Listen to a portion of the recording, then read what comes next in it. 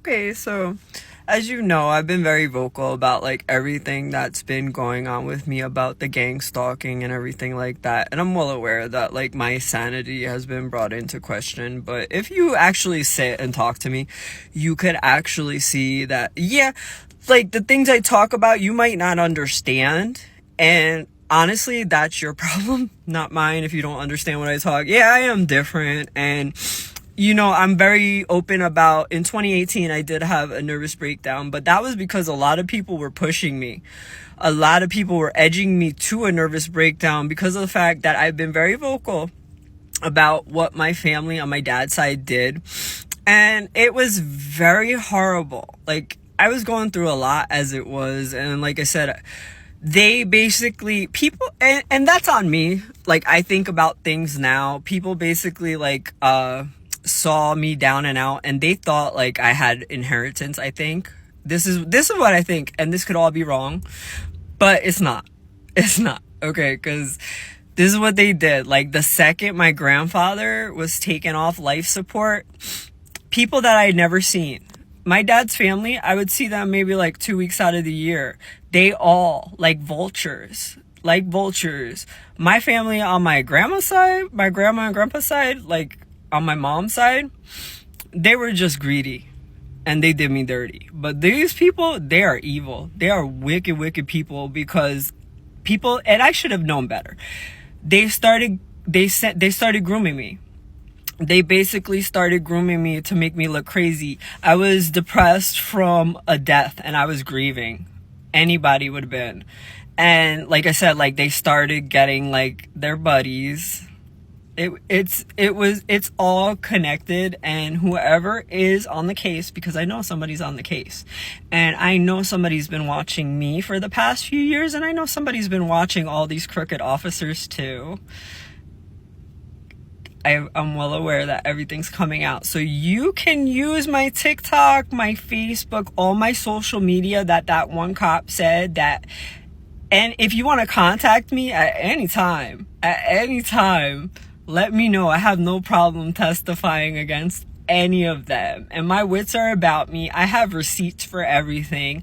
And I have people that have receipts for everything. I'm one step ahead of them. They might think that they got the up on me, and maybe for a little bit they did.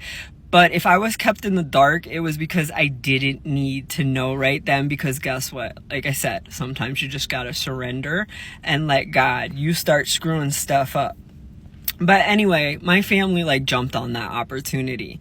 They were planning this for a while because, like I said, I think they did this to my aunt. I'm pretty sure. They took out an insurance policy on her and then edged her till she got rid of herself, unalived herself, and then they all got a payout for it, right? So anyway, what they wanted to do was, like I said, get rid of me. They wanted me to do their dirty work for them. So basically what you do is you make people think they're crazy. My aunt already started. My aunt came to see me right after my grandfather died. Somebody who never bothered with me. My dad didn't even bother with me most of my life. Homeboy won the lottery and moved his whole family off, left me, and my grandfather basically stepped in where he lacked. And he lacked quite a bit. But you know what? I should have known that, because when I started working at the hospital, how those people like talk about things, and you could see the lack of integrity, that they talk a good game, but they lack integrity. And right there, there was something, people were doing really horrible things in the hospital. I had a problem with it, because regardless of what you think, if I practice witchcraft, this, she's evil, she's wicked, she's that, right? Okay, fine. But I do have integrity. I'm well aware of my integrity, right? So I had a problem with the things they were doing. My dad goes, remember, you're new there. Oh, that tells me that you have no morals, that you're good, you're okay. And the events to come did. So anyway, so they sent my Aunt Claudia in to start grooming me, right? And basically she started planting seeds in me, saying that do you think, maybe leading me to think, because, and I at that time, I'm well aware, because I was grieving and I was depressed, which is, yes, a mental illness, but it's not permanent. and it has no weight on my mental capacity whatsoever or my sense of reality.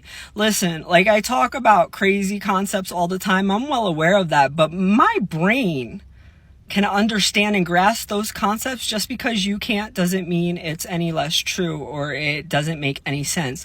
And the fact that people that were never in my life are telling me I'm crazy, you have no comparison of me before to tell me that I have lost a grip of reality because of the fact that you don't understand. You just lack understanding. Like I said before, if you don't understand quantum physics, it doesn't make it any less real. It still exists. You just don't understand it. So that's a you problem, not a me problem. Anyhow.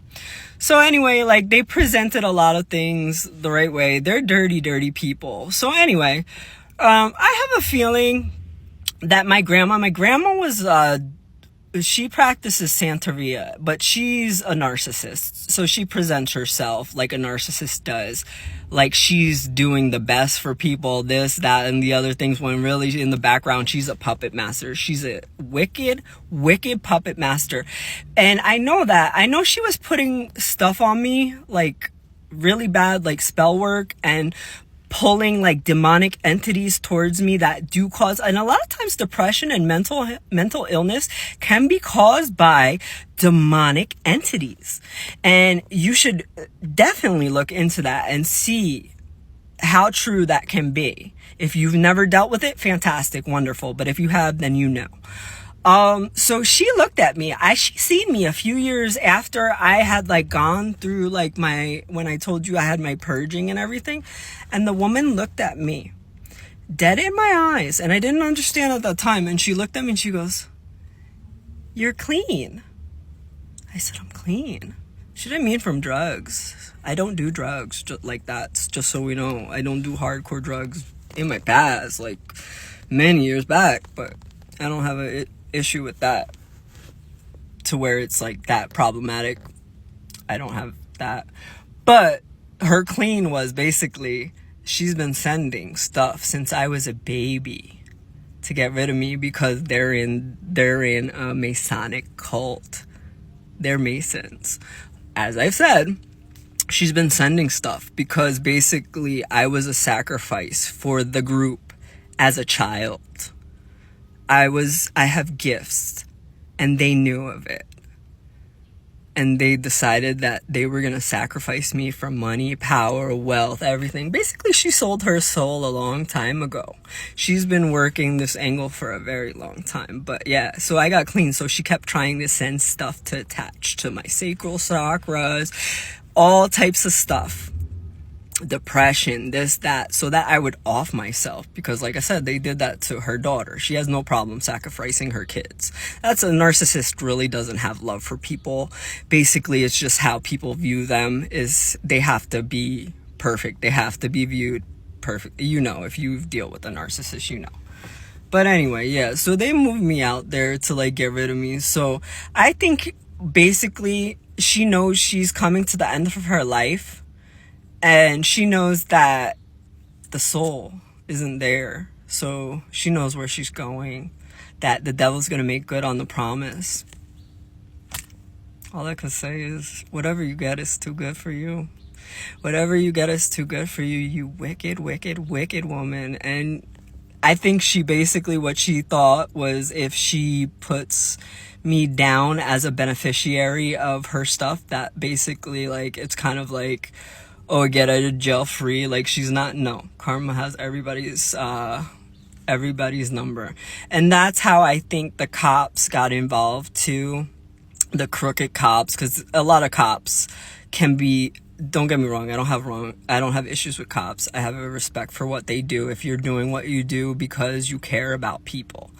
But if you're doing what you do because you want glory, you want fame, you want power, you're disgusting. You're a pig. You're a hosser. You're nothing. You're nobody. And guess what? Like I said, it's going around. Everything's going around full circle.